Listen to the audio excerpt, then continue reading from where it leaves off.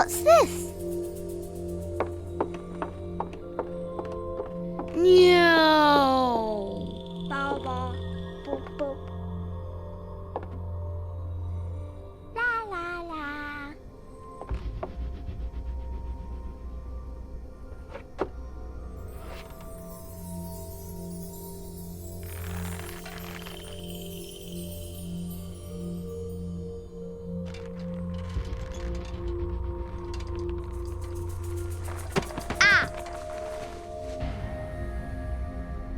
Ooh.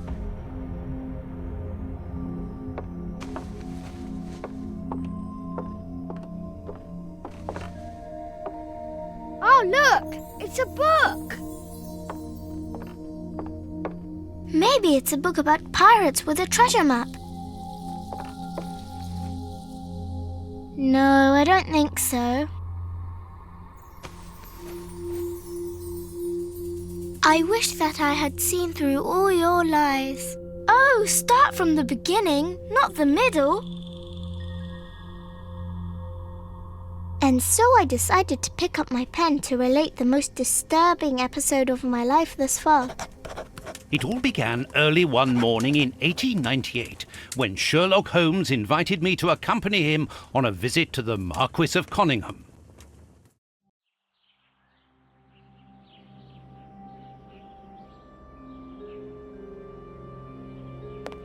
Watson, my dear fellow, we can now go and inform the Marquis that we have found the Samoan necklace, and very much faster than Inspector Baines, too, which pleases me. Have you really solved the theft, Holmes? And so quickly? I have indeed, Watson, and believe me, it was completely unnecessary to spread out all over London, as our friend Baines thought was best. He likes to boast that his methods are equal to mine, but once again the outcome has contradicted him. After all these years of accompanying you upon your investigations, I thought that by now I should be reasonably capable of following your train of thought. But in this particular case, I must admit that I don't understand anything at all. Ah, you see, but you do not observe, Watson. There lies the difference. It is a matter of course. A matter of course? In the middle of the night, when everyone is fast asleep, the service bell within that room rings out and alerts the servants. They dress quickly and come running, but the door is locked and there is a strong smell of burning from within. A few seconds later, the master of the house himself, the robbed Marchioness's husband, the Marquis of Conyngham, arrives and unlocks the door using the sole key. A fire has started inside the room, but they have managed to arrive in time to put it out. It is at that moment that the Marquis realizes that the famous Samoan necklace, which had been safe within its glass cabinet only a few hours earlier, has now disappeared. In order to explain, let us confirm my theory before the arrival of Inspector Baines.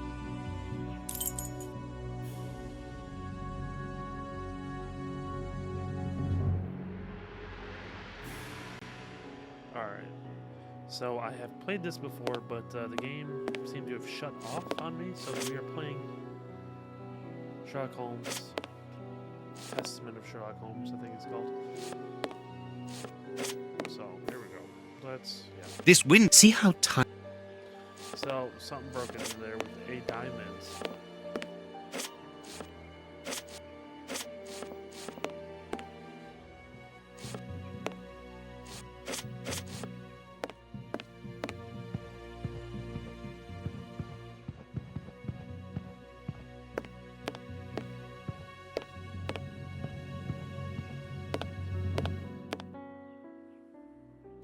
This window was... See how...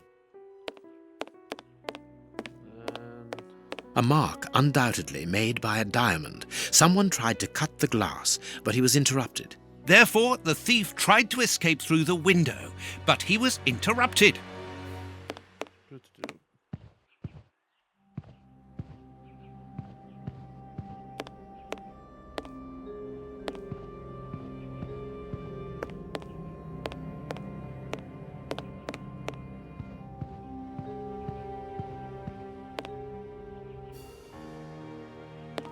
All the windows are...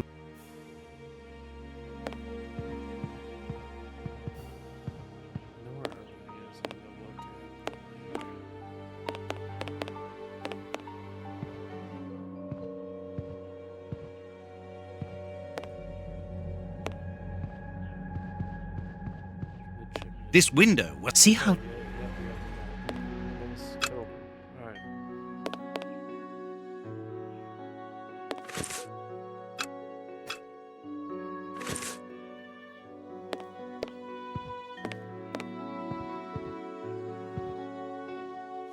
Let us examine the crumpled scores that have fallen off the piano. These sooty prints were left by a tiny hand. I don't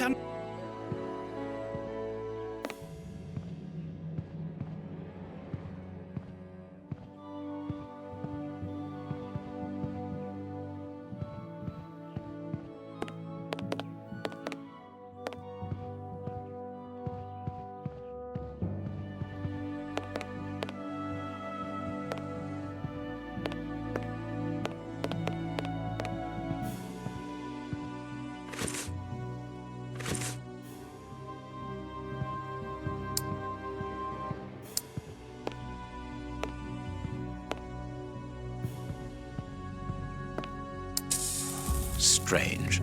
There are some objects here that have been knocked over. The fire started here, just beneath the bell pull. Whoever pulled the cord would have had his feet in the fire, unless it was pulled before the fire started.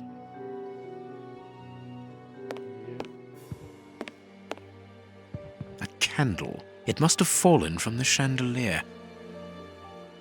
Not very well kept, this aquarium. I can see a dead fish floating on the surface.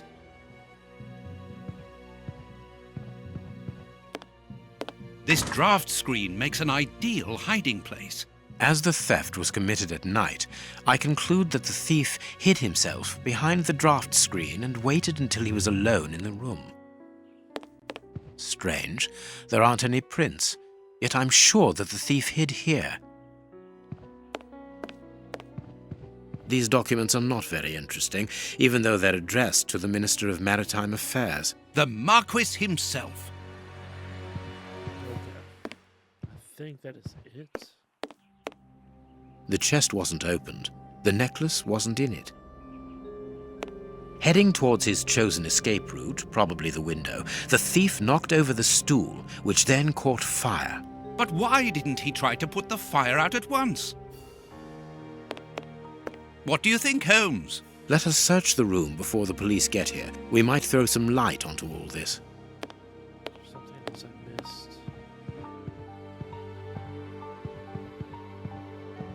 All the windows are locked. They've not been forced.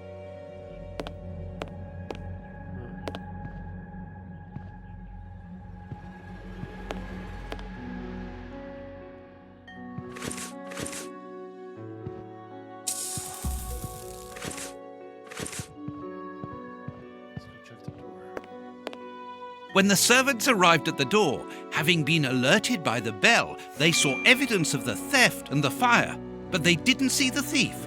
This door is very hard to force. The Marquis is the only person to have the key. The thief could not get out through here until eventually, when the door was opened by the servants. Ah, Mr. Holmes, you're already here. Good morning, Inspector. You've arrived just in time. Scotland Yard arrives like the cavalry, always in the nick of time. Ah, but I know that satisfied expression, Mr. Holmes. Have you already solved the case? It's possible. We have retraced the thief's rather unusual footsteps. He is a true acrobat. But what I cannot understand is that when the servants entered the room, there was no one to be seen. An acrobat, perhaps, but an invisible one? I do not think so. The only explanation is that the thief escaped before the servants arrived. I don't know how, but there is no other way. Half a point for the doctor, nil for the inspector. I am pleased to see that you find the situation amusing, Mr. Holmes. Very well then, explain. Dr. Watson was correct when he mentioned acrobatics, but he is mistaken about the nature of the acrobat. As for you, Baines, you're quite incorrect, as the thief was in the room when the servants entered.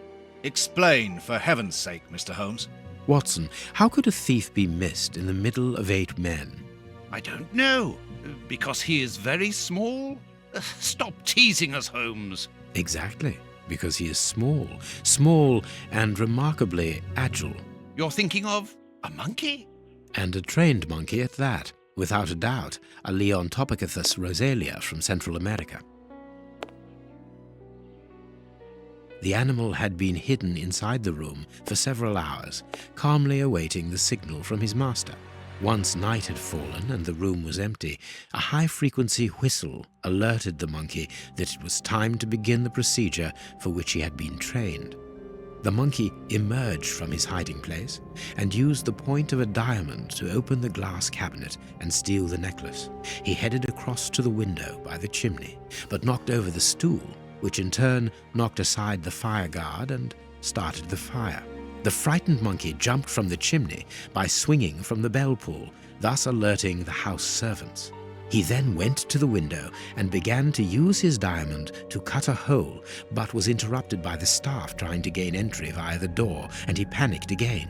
He ran across the piano, scattering the music scores onto the floor, before hiding inside the chandelier, knocking over a candle.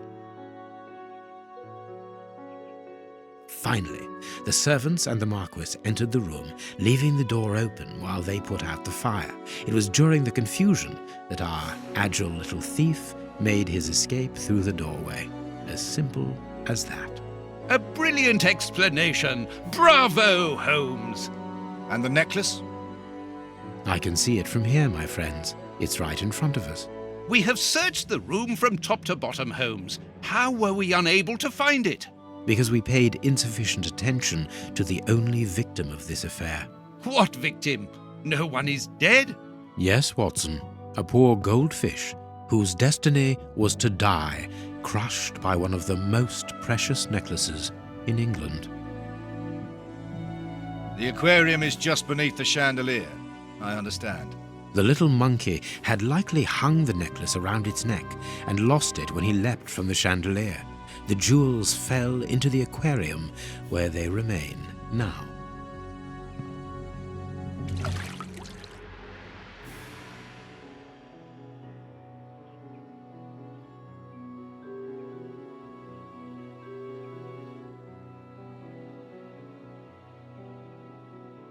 Marquis, here is your necklace, intact, just a little wet. Mr. Holmes, this brilliant demonstration does credit to your reputation. Thank you so much, Marquis. Do you wish to verify the authenticity of your jewel? No, I recognize it. I have spent many hours admiring it, you know. Good. I will return it to its box and... Inspector, a bank has just been held up. You must follow me at once. Orders of Scotland Yard. What times? Sirs, duty calls. My regards, Marquis. And well done again, Mr. Holmes. There, the necklace is in its box. We've lost enough time here. Let's go home, Watson. Ah, very well, as you wish. A good day to you, Marquis. With pleasure, gentlemen. And once again, thank you.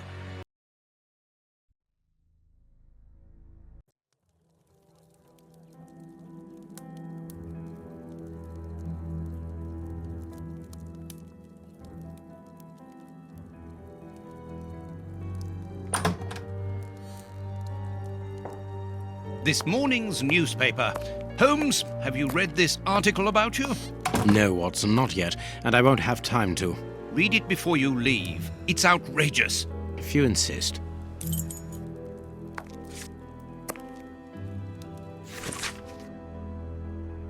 I'll get my reading voice on.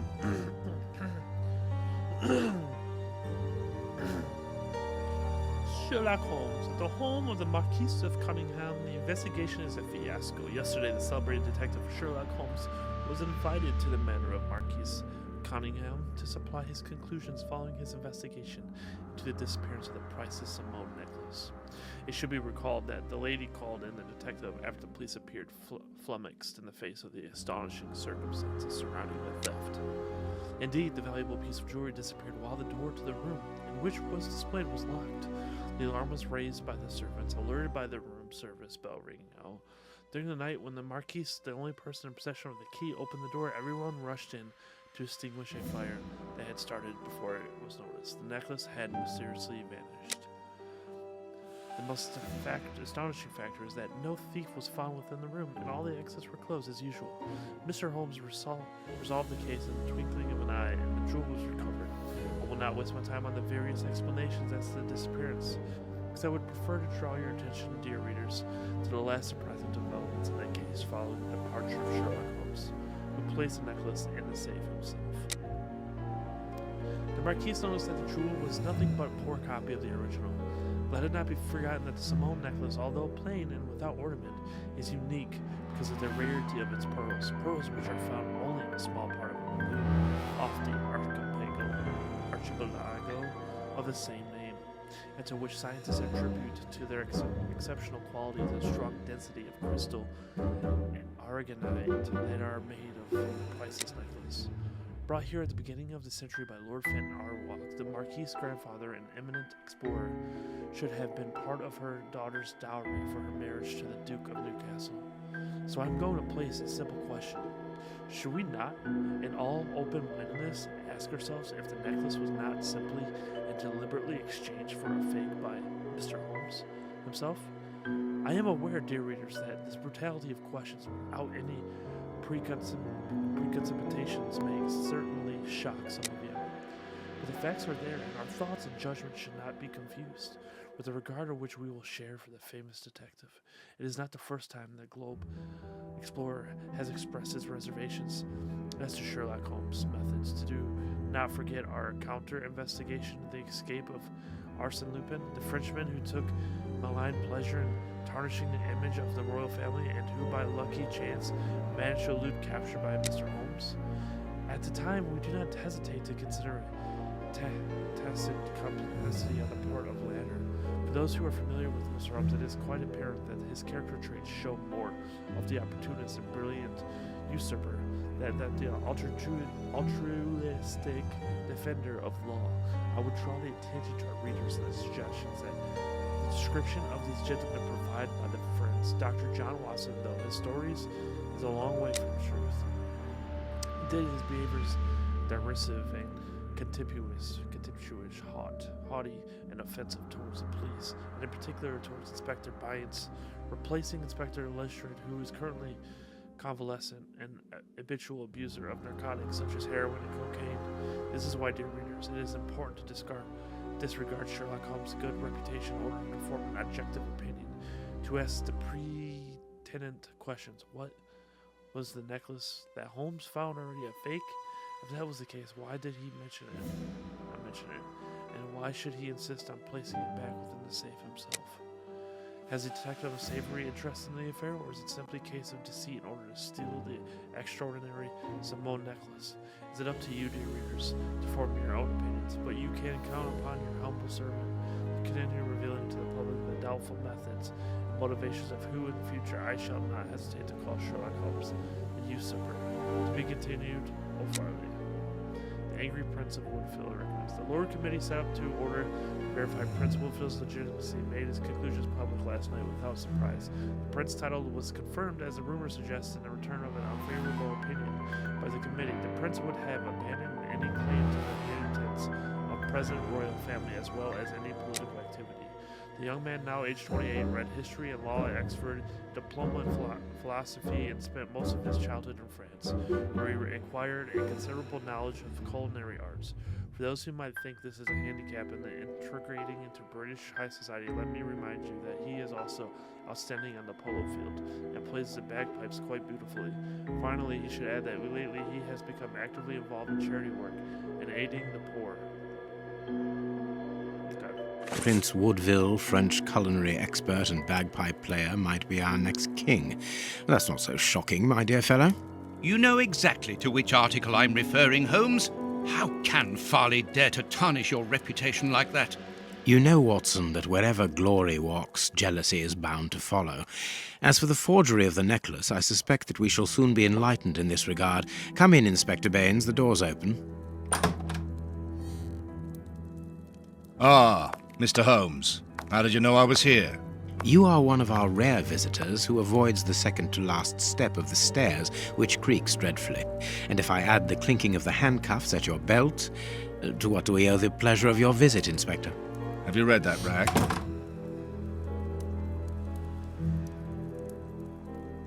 Inspector, can you explain this slander?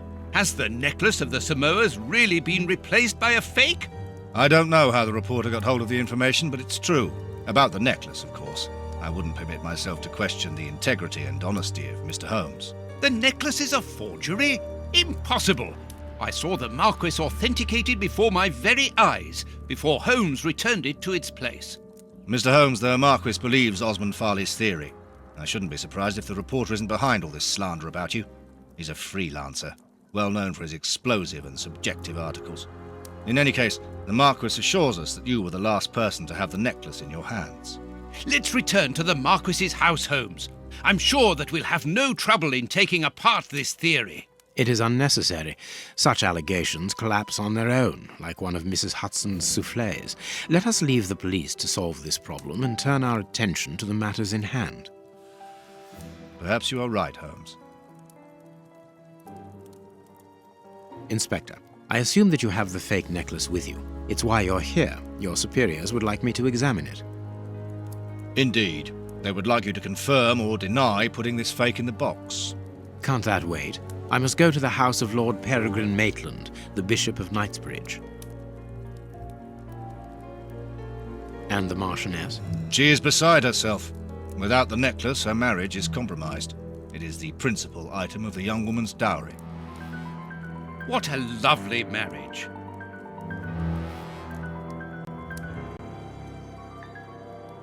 Holmes, forgive me for insisting, but don't you want to examine the fake jewellery? Watson, I have an appointment, and it's out of the question that I arrive late. It will only take you a couple of minutes. You really must quell the suspicions put forward in this appalling article. If you will allow me, Inspector? Be my guest. Very well.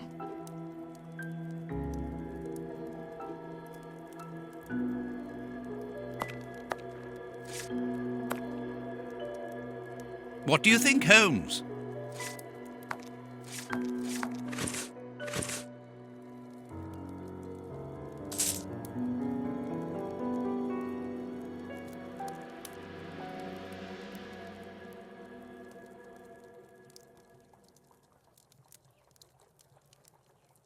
This pearl is a different color.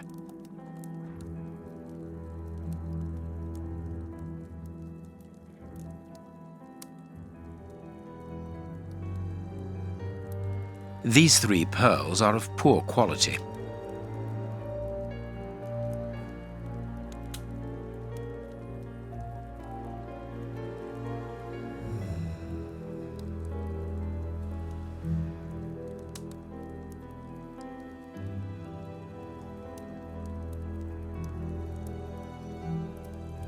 This pearl is too small. It is not in its place here. Too many defects. This necklace is a fake. This is nothing but a vulgar copy, and at a glance it would appear that the forger has intended for it to be seen as such. How could we have been fooled by such a blatant imitation? I don't understand. Yes, how is it possible? Holmes, do you have a theory about this? I have absolutely no idea. You insisted that I examine the necklace, and I have done so. Now it is important that I keep my appointment. I'm sure, Inspector, that you will throw some light on this affair. Holmes. You may accompany me, Watson, if you care to do so. Goodbye, gentlemen. I'll keep you informed as to my inquiries. Goodbye, Inspector. You mentioned a bishop, didn't you? Are we going to his home? Yes, the Bishop of Knightsbridge. I put his address on our map of London on my desk. Would you get it for me, please? All right, Holmes.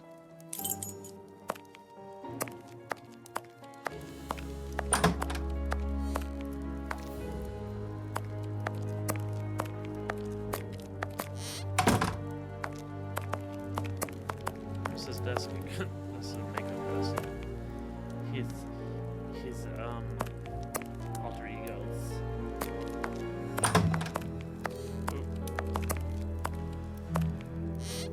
And this is how my dear friend and colleague treats his clients' letters.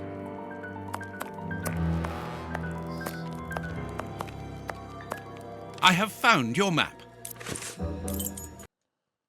And here we go. Shit's about to get real, guys, in a minute. The police? Already? How did you know? May we see the Bishop of Knightsbridge? Yes. Yes, of course. But Come in.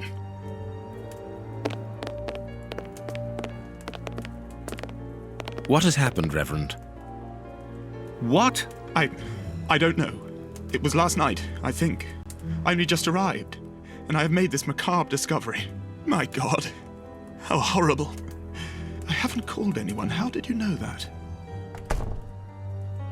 Holmes, look! The bishop, appallingly mutilated. How dreadful. Mutilated and killed. He was such a good man. How could anyone be so brutal? Look at him. He is barely recognizable now. How could any of God's children be responsible for that? They were evidently unworthy children, Reverend. Now do please try to calm yourself and focus, because we will need your assistance. Do you have any idea as to the motive behind this? I haven't had time to do an inventory, but nothing appears to have been stolen. And anyway, His Excellency didn't own anything of great value. I don't know what else I can tell you. Note this down, please, Doctor. Doctor? But you aren't the police? No, Reverend. I am Sherlock Holmes, and this is Dr. Watson. We are here at the request of the bishop. In that case, I must ask you to leave, and not to touch anything. I must get in touch with the authorities without further delay. Reverend, when the inspectors of Scotland Yard find themselves at a dead end, which they quite often do, I assure you, then they turn to me for help. If you will allow us to continue our investigation, then you shall have the answers to all of your questions. Out of the question! I don't even know you! I'm going to call the police, whether you like it or not. It would be better for everyone, Reverend, if you kept your temper.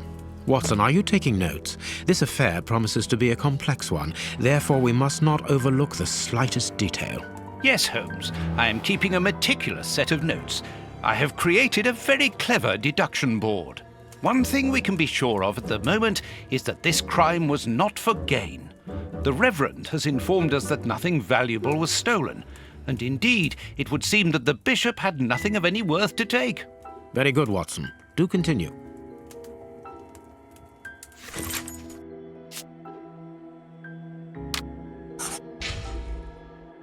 All right. So, this stove is filled to overflowing. look, this guy's body.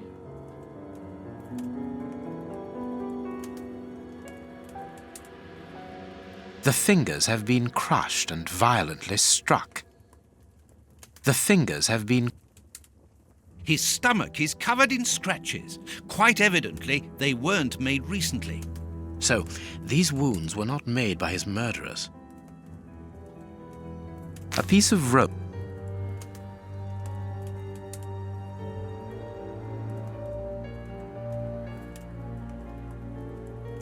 You can see by his expression that he suffered terribly. His mouth is covered in blood. And You can see by his mouth. His chest has been lacerated, I would say, with a very sharp and fine blade.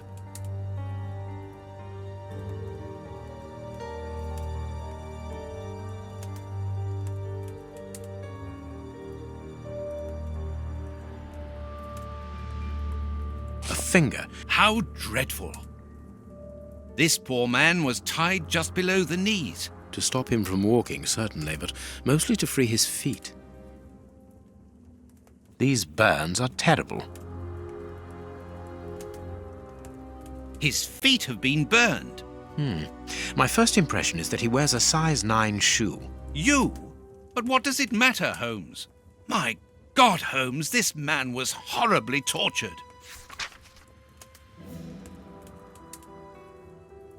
Something is missing here. Oh, yes? And what might that be? His shoes. Watson, his shoes are missing. There is blood on this paperweight. This paperweight was used to crush the victim's fingers. A bottle of whiskey. I can make out fingerprints stained with blood and dirt.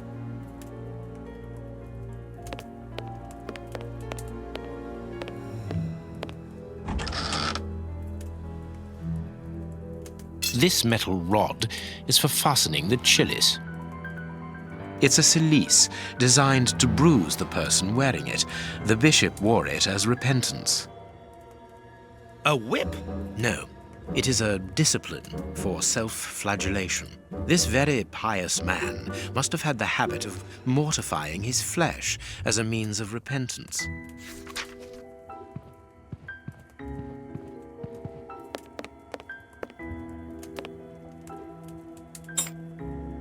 A surgical scalpel covered in blood. There isn't any doubt the wounds on the bishop were administered with this scalpel. This door has not been forced. Where does it lead, Reverend? To His Excellency's room. There is just a mattress and a stool. The bishop's bedroom. It is very austere. Nothing in particular here. It is impossible to get out.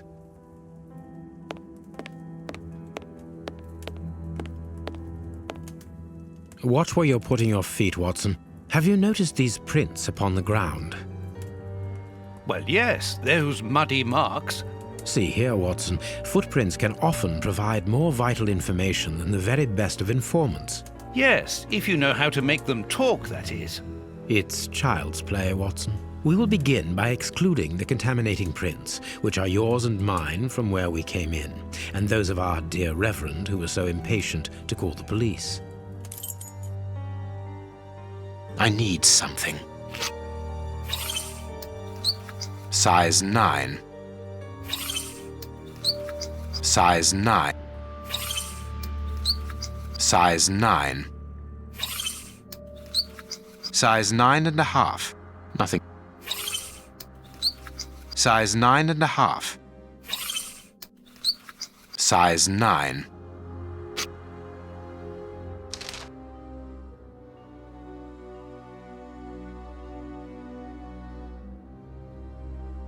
Strange but true. One of the crooks was wearing a different pair of shoes when he left here.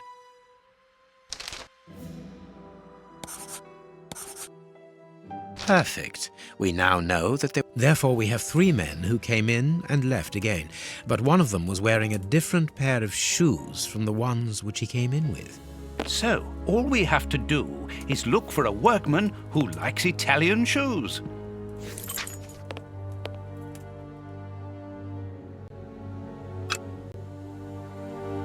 A fragment of stone. Peculiar. You have no right to search here. What should we do next, Holmes? What should we do next, Holmes?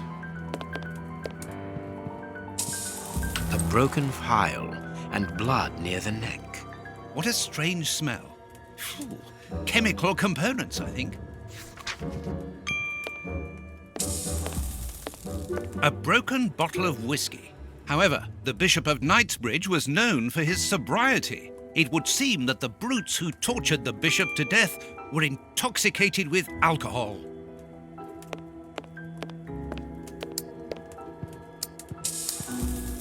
What should we do next, Holmes?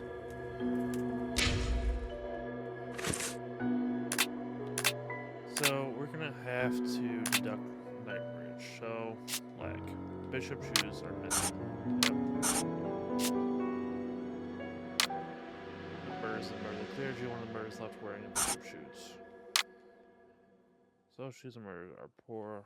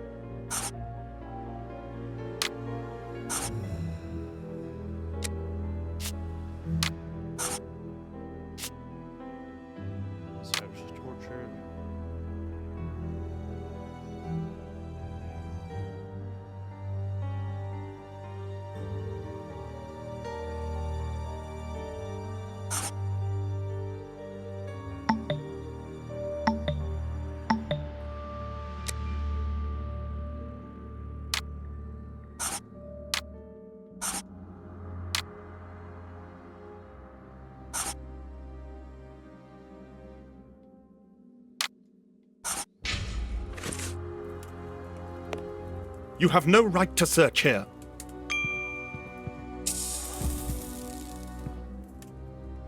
I am missing some information. Reverend, I'm missing something, an implement with which to open this chest. Could you tell me where to find it? No, go to the devil! What are you afraid of, Reverend? What is inside the chest? I'm not afraid of anything. In fact, I do have the necessary implements, but if I have to give them to anyone, it will be to a representative of the law and no one else. The picture of Peregrine Maitland, commander of the infantry brigade of Her Majesty's Guards at Waterloo. The Bishop of Knightsbridge has the same name as his ancestor, an illustrious family.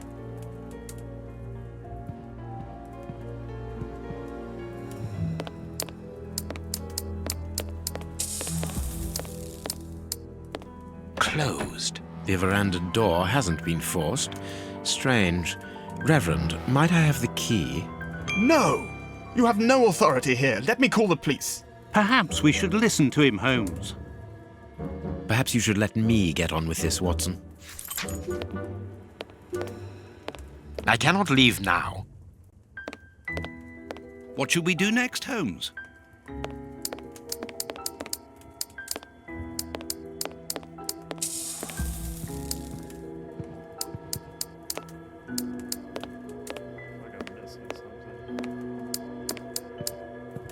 You have no right to search here.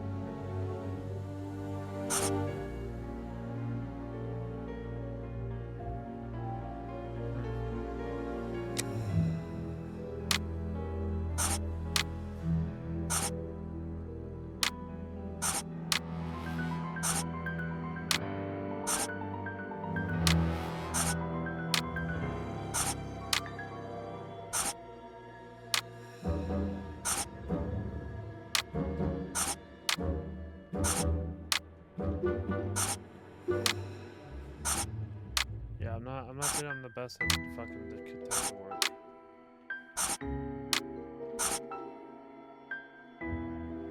Bishop's shoes are missing. One of the murders and a member of the clergy.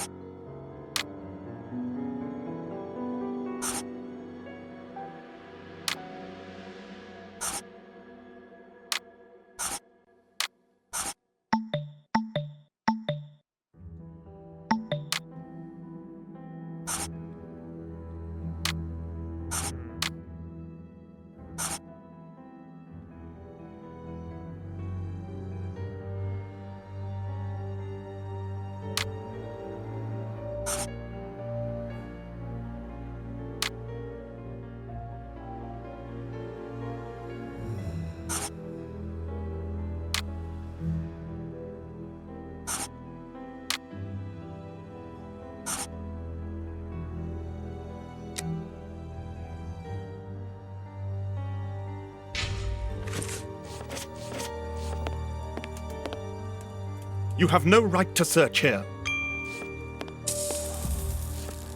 What should we do next, Holmes?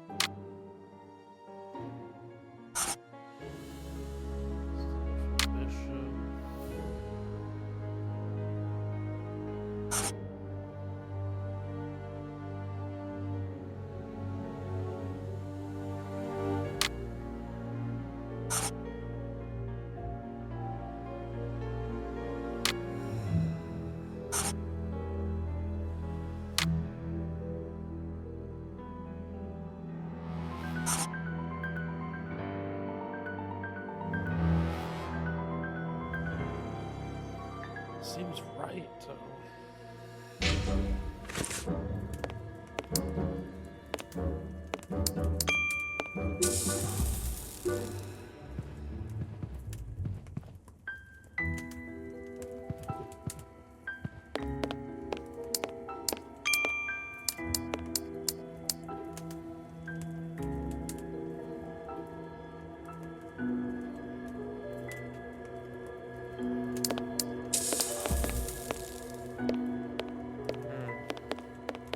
I cannot leave now.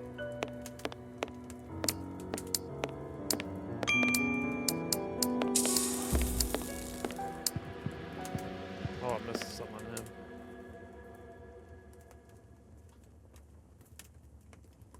The fingers have been crushed and violently struck. His forearms have been ripped, pieces of skin have been torn off. What do you think, Watson? I'd say that he was eaten alive. Yet I've noticed a curious degeneration of the skin tissue around the wounds. My dear friend, everything points to this man having gnawed at his own forearms. That's unbelievable, Holmes.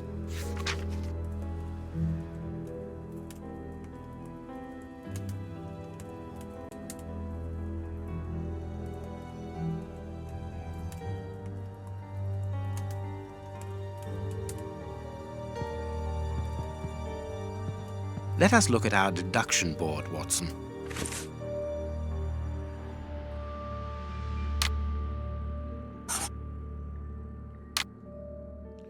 Where's everything clear for you?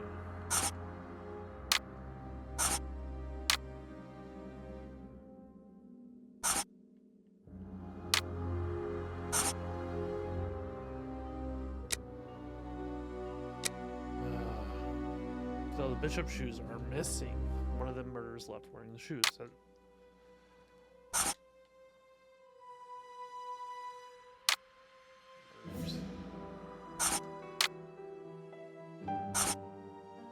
Bishop or higher dresser.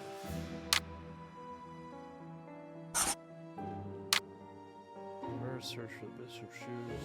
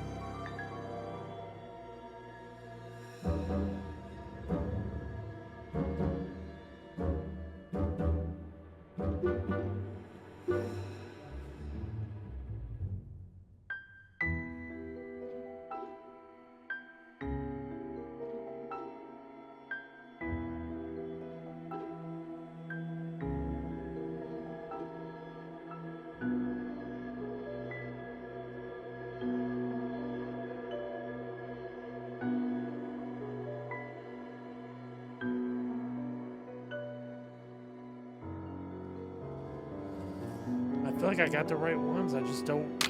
It's not fucking.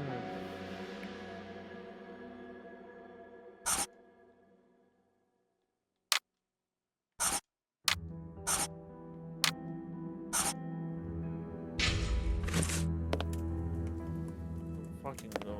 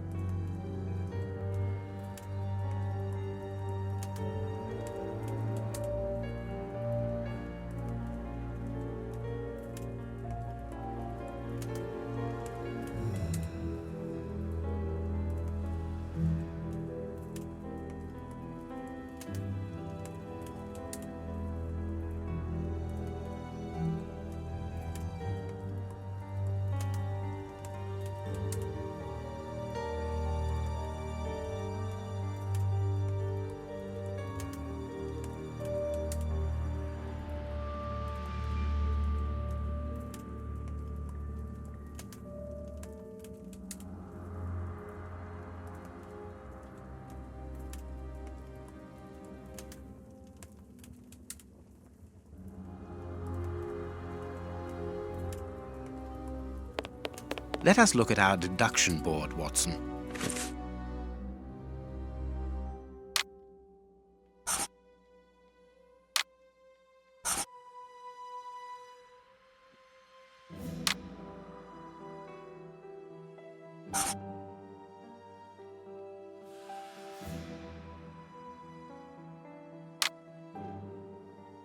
Perfect. It is evident that the Bishop of Knightsbridge's killers were after something specific, and that they did not find it. Reverend, I shall ask you one more time. Open the chest. The item they were seeking must still be inside. It is unlikely that they will let this matter rest. They will most certainly return to finish what they started. And I'm telling you once more, the chest is locked and shall remain so. Very well. We have reached an impasse. You are a stubborn man, Reverend. Watson, accompany our friend to the police station and return with Inspector Baines. Baines and no one else. I shall wait for you here. Go! Alone at last. Now I can continue my investigation. This lock should be easy to pick. Let's see. This lock should be easy to pick. Let's see.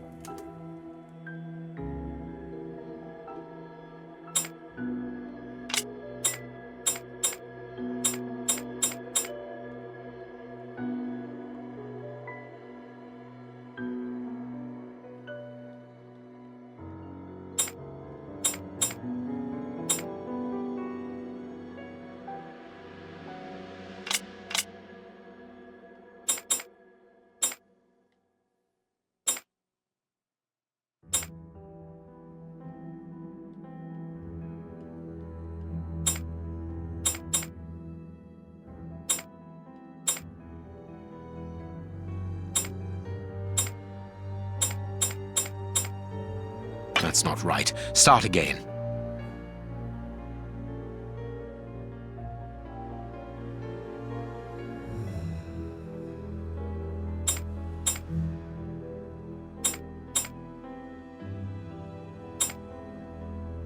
There we are. It is simplicity itself. There isn't anything much in this room. It must be used as a reading or meditation room. An ink stain, quite fresh. This stain is just on the edge of the rug. Let's see. There is nothing on the floor, yet the ink must have soaked through the rug. An ink stain. An ink stain. This inkwell was tipped over recently. The ink stain on the floor comes from the ink on the rug, but they are not in the same place. Someone has moved the rug recently.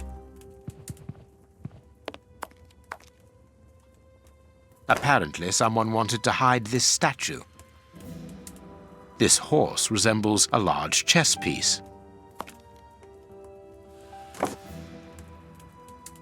There is a message underneath this statue. Let's see. A lack of imagination. Use your passion for chess. The last square in the knight will place himself after having covered all the others will be the right one. This message was written by a woman, but for whom was it intended? Interesting, this chess game. That is curious. There is something strange on the floor. Certain stones have been marked out, just like a chessboard. That is curious. There is something strange on the floor. Certain stones have... I need...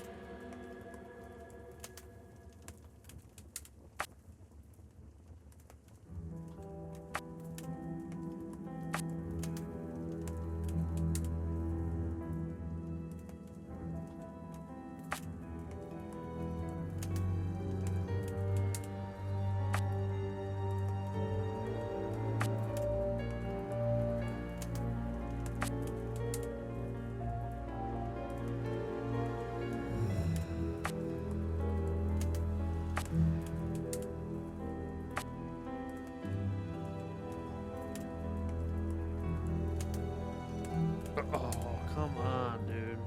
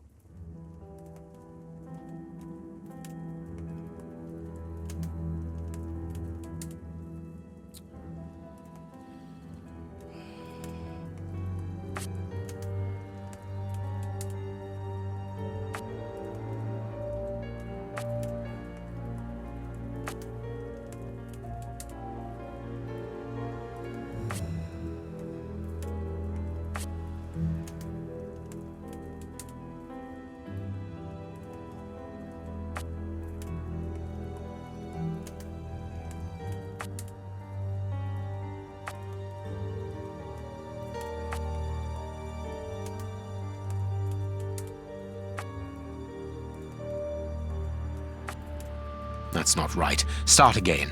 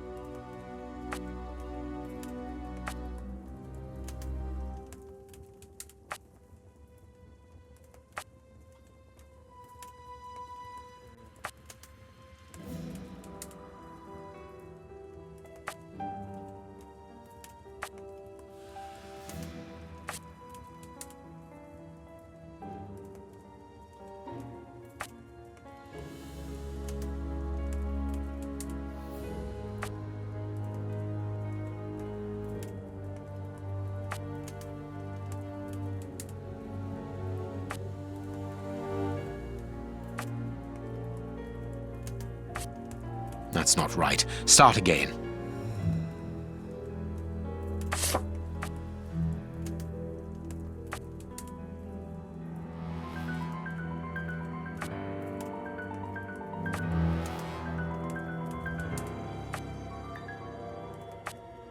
That's not right. Start again.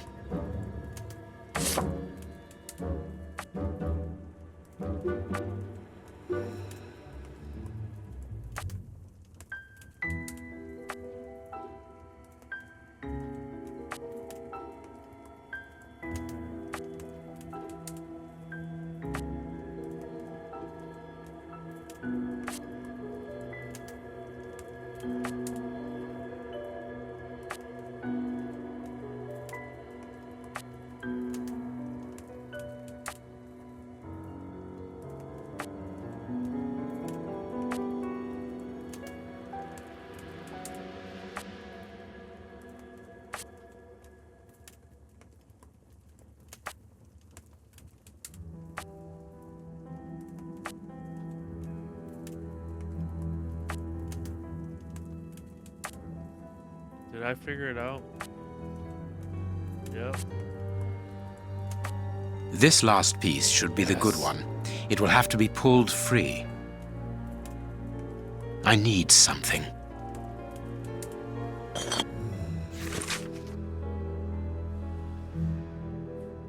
April, my love, what a beautiful spring. What a marvelous day. Our dear youngest child's birthday. Every moment is precious as our child blossoms, and without a doubt he will soon be talking.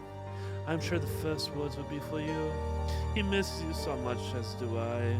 Are you sure you cannot get away on Sunday after Vespers? I thought that.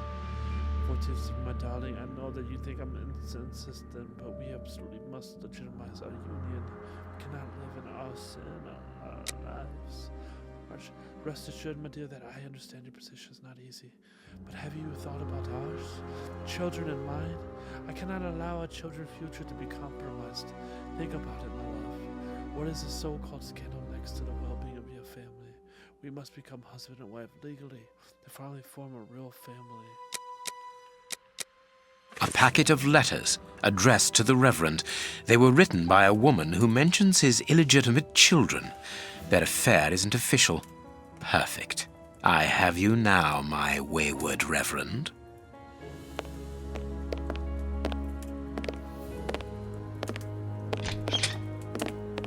Ah, Watson. You were gone a terribly long time, and Inspector Baines isn't with you. I'm afraid not, Holmes. We were unable to find him. Dr. Watson would not allow me to contact any inspector other than this Baines. What manners! I am a man of the church. My dear Reverend, I notice that you are a chess lover. I trust you will excuse me, but I am never able to resist the appeal of a half-finished game. You are an expert at chess. Very well, then. What do you want now? As you might have guessed, resolving your small chess problem has allowed me to discover some very interesting letters. Letters? What do they say? Reverend, why hide these letters here and run the risk of the bishop finding them? Holmes, what's in the letters? Not now, Watson. Where else could I have hidden them? My own chambers are too austere. They could offer no cover. I knew, however, that His Excellency, may he rest in peace, would not notice my game. The contents of the Bishop of Knightsbridge's chest interest me greatly. Give me the elements you hold, Reverend. Out of the question.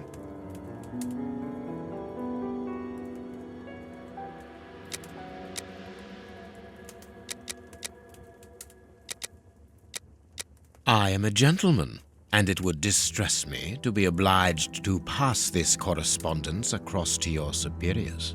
Holmes, I know that the end justifies the means, but allow me to express some reservations about how you are proceeding.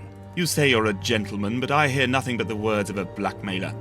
The stems that you are looking for are scattered about this room. Manage by yourself. You have no right to search here. You have no right to search here.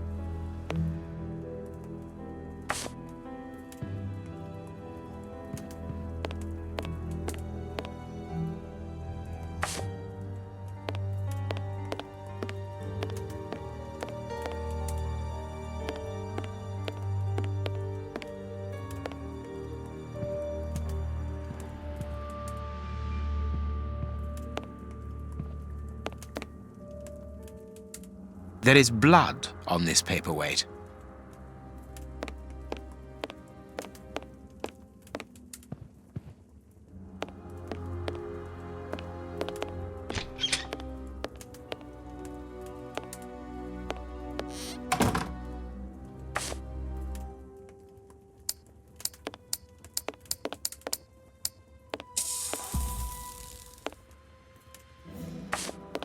You have won.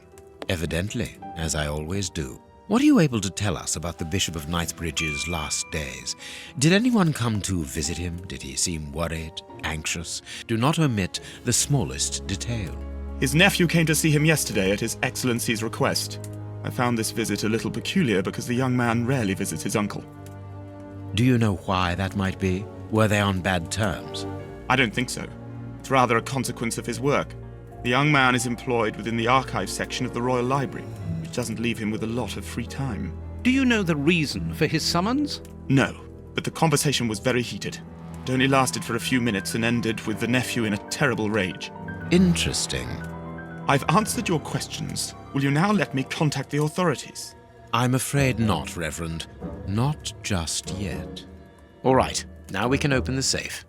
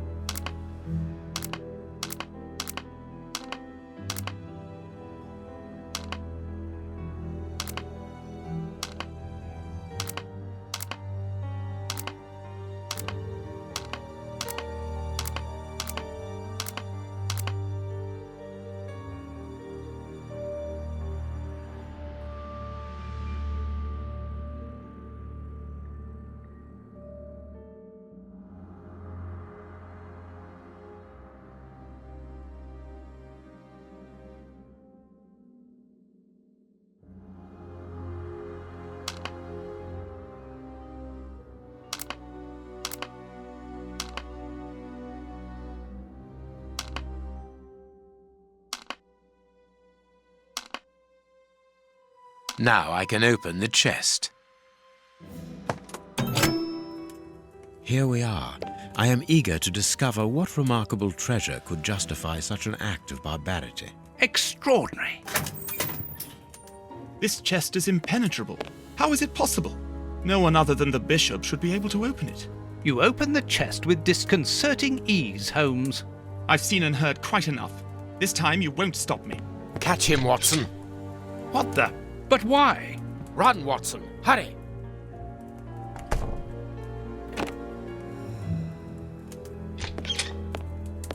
He's escaped. I hope that your motivations are founded, Holmes. I don't much like skirting around the edges of the law like this. It is annoying.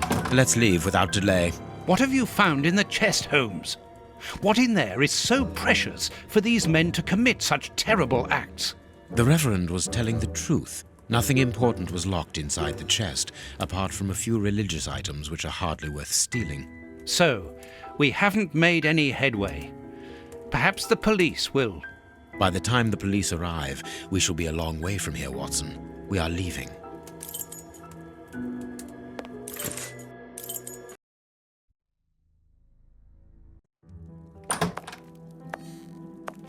We have crossed London at a breakneck speed. We could have knocked someone over, and naturally I had to pay the cabbie out of my own pocket. Watson, stop complaining. We have to analyze the clues found at the bishop's house.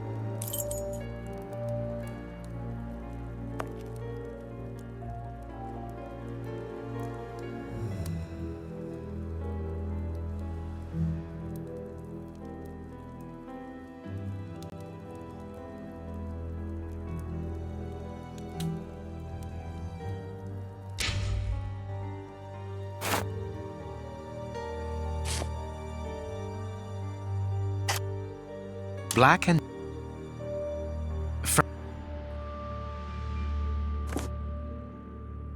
I can see something. I can't do that. I can. I can't. Tooth marks, rather deep ones. I'd say of incisors and a canine.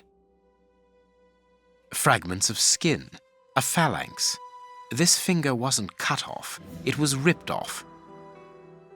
Fragments of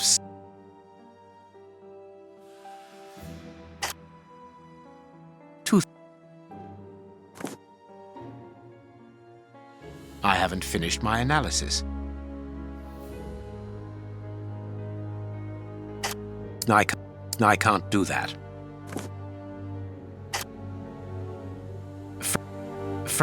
Tooth. Bite marks on this severed finger. I am afraid of the significance.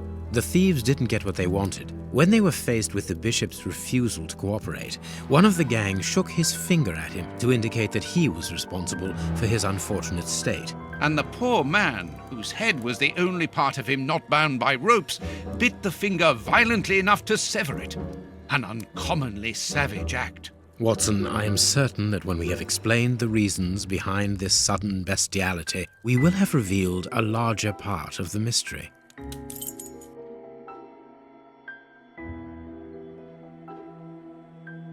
This fragment of stone... I can't... This stone...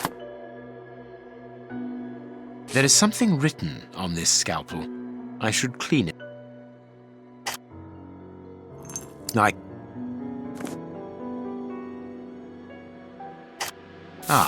I can make out WCCH.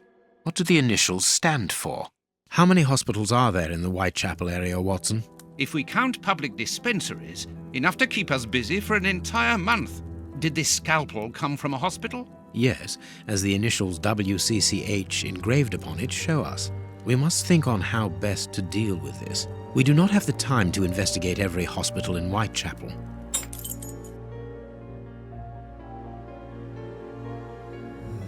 I have cut a small piece off the rope. That should be a lot. These black... This... I can't...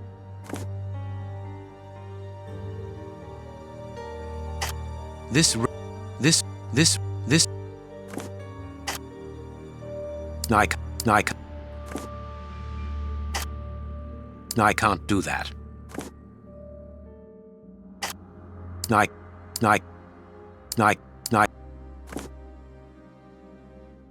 I haven't finished my analysis.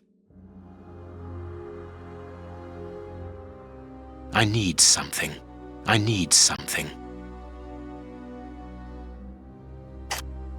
I must compare the samples of earth that I found.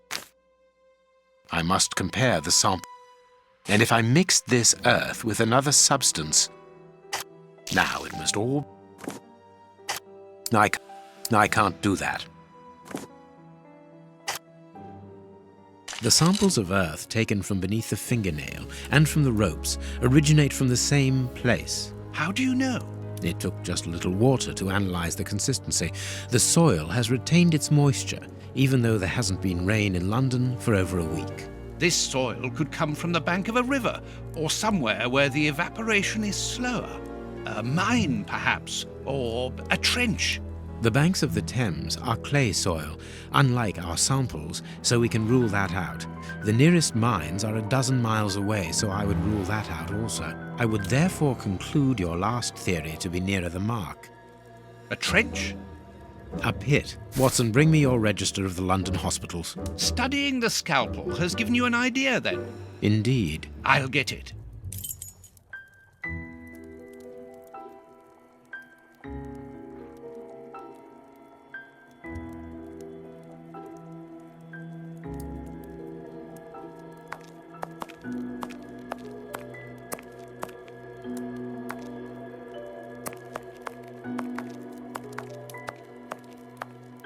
General practitioner. Hospitals and dispensaries in London. I have found my book, Holmes. Good. Put it on the work table, will you?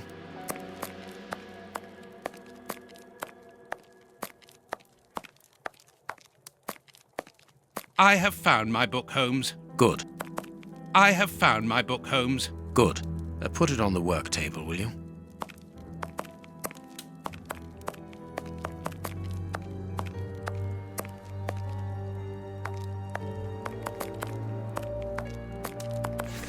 Read the paper, Holmes. I have found my book, Holmes. Good. Put it on the work table, will you? The work table. What the fuck is that at?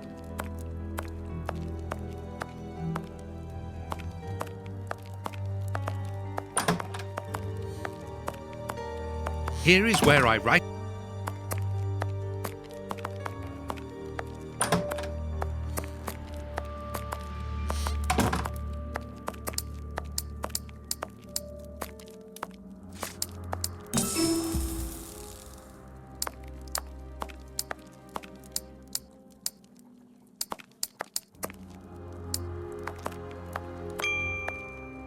Holmes's home.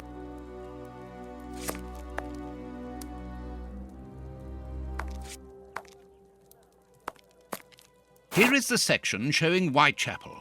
I made several notations on these pages during our investigation into the Ripper, which might prove useful.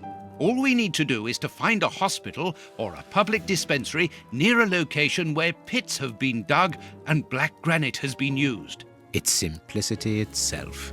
I haven't finished my analysis.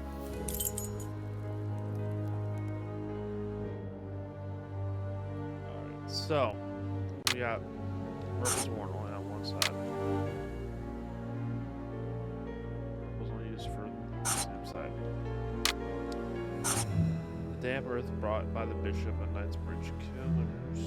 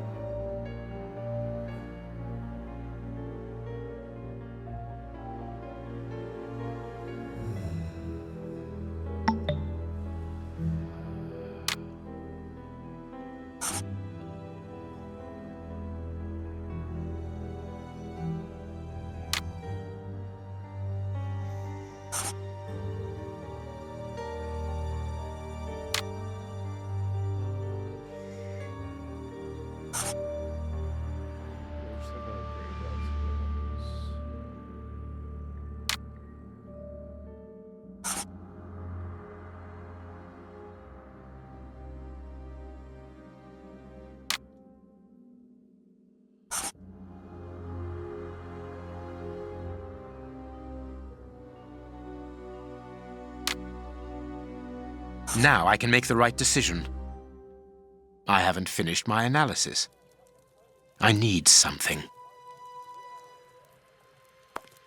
I need something. I haven't finished my analysis. I haven't finished my analysis.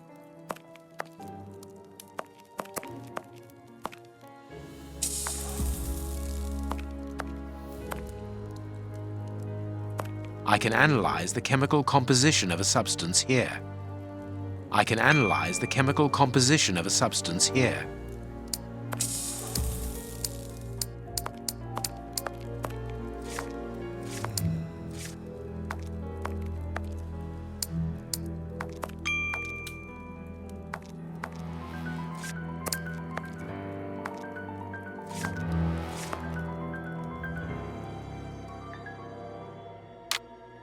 I haven't finished my analysis.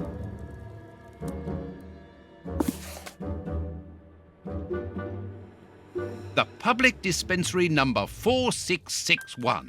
It's just opposite the Whitechapel Street Cemetery.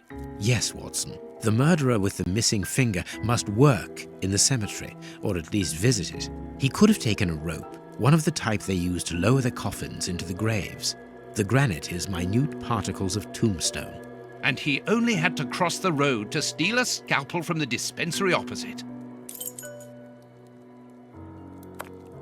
No, it is unnecessary. We must analyze all our clues, Watson. No, it is unnecessary. I cannot leave now.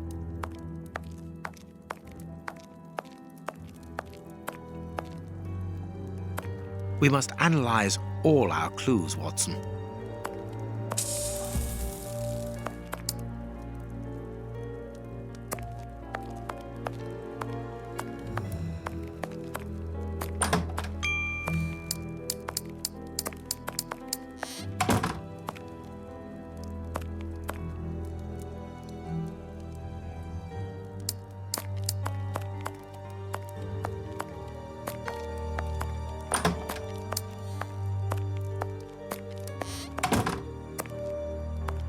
I can analyze the chemical composition of a substance here. No, it is unnecessary. I can analyze the chemical composition of a substance here.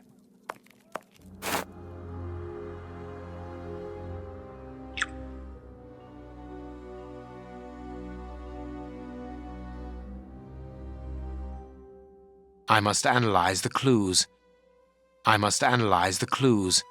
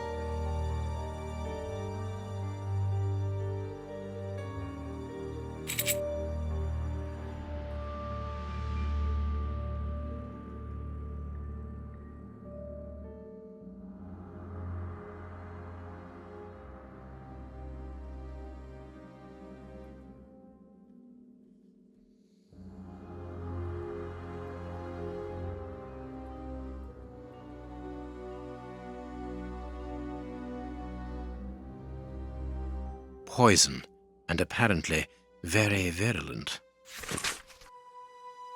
Poison. Discreet, efficient, and only detectable via a thorough post-mortem.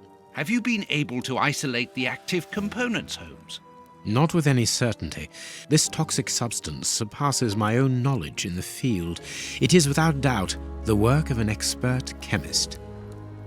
A chemist and a criminal. As you say, please find my monograph on poisoners of the last 30 years.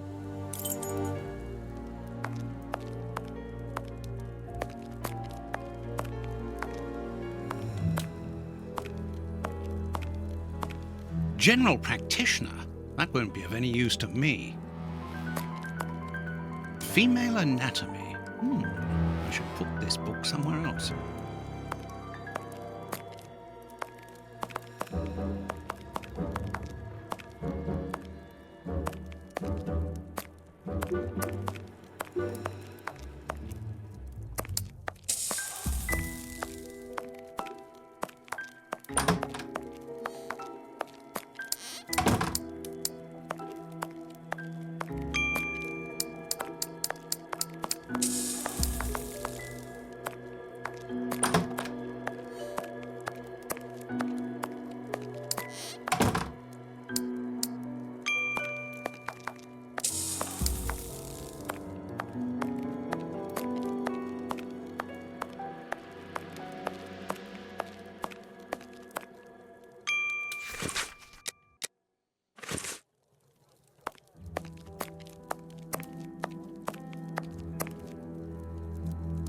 According to these documents, Hans Schielmann, known as the Rat Killer, was considered the greatest specialist in chemical poison in the world. Is he at liberty? Happily, no. He has been held in the high-security wing of London's Westgate prison for many years now. Then he cannot be the one who concocted the poison. Don't dismiss him too quickly, Watson. According to Scotland Yard, the man is exceptionally intelligent. For the greatest criminals, prison is but a mere obstacle. Let's plan a little visit to see Mr. Schielmann tomorrow.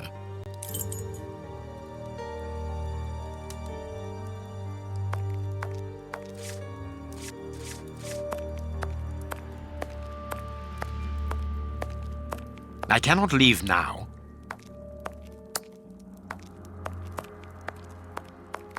Let us look at our deduction board, Watson.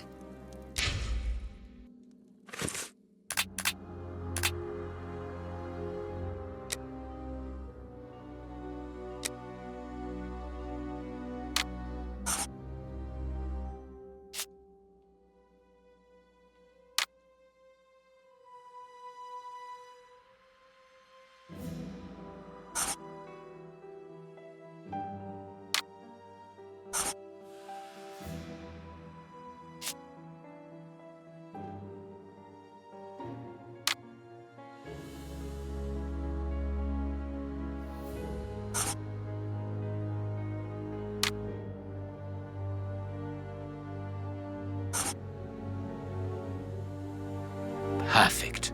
Well done, Watson. Our board is finished.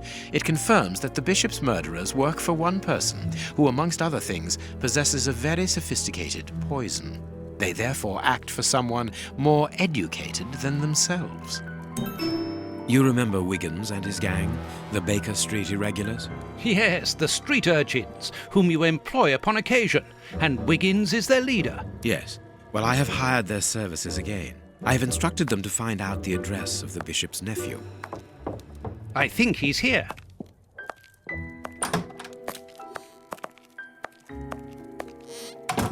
Hello, Mr. Holmes. Wiggins, my young friend, have you found the information for which the good Dr. Watson is going to pay you? Yes, Mr. Holmes, it was easy. Very well, I understand. Here are a few pennies. Thanks, Dr. Watson. The man you're looking for lives near Kensington. Does he live alone? Yes, but he rents a room for an old lady. Did she see you? No, Mr. Holmes. No one saw me. Perfect. Watson, give our young friend another shilling as a reward for his discretion. Here we go again. But of course... I'm falling asleep, Holmes. Aren't you tired? No, I have an exceptional constitution. I can't remember ever having been fatigued by work. Idleness, on the other hand, exhausts me completely. Go to bed, Watson. The night will be short. We leave at dawn. Wow, this is a real adventure. It's exciting. I like it better than made-up stories. I want to know what happens next. Keep reading. Dude, these I'm kids are going to. creepy. You should not be reading this book. Ah, I want to listen to. Just saying. My readers must excuse me if I do not describe in full detail here the terrible images which haunted me that night. I had a sense that something extraordinary would take place, but I was scarcely prepared for the reality of it. Good morning, Holmes. Did you get any rest? I did not attempt to sleep. Have you managed to come to any conclusions? I think that we might follow 3 trails. We can visit Whitechapel to try to discover the identity of the murderers by making inquiries at Dispensary 4661 and at the Whitechapel Street Cemetery. The poison trail seems more important to me. We should perhaps go to Westgate Prison first to see Hans Schielman. Yes, and let us not forget the bishop's irascible nephew, whose address we now have, thanks to my Baker Street irregulars. I have located each place on our map of London. Holmes, let me remind you that we still have not been officially instructed to investigate this affair. Ah, well, we will just have to hide that small detail. Alright, well, we're going to end this one. This part of it. I will see you guys in the next one. Sherlock Holmes out. Next time we'll catch the killer. We're gonna get him. We're gonna get him so good.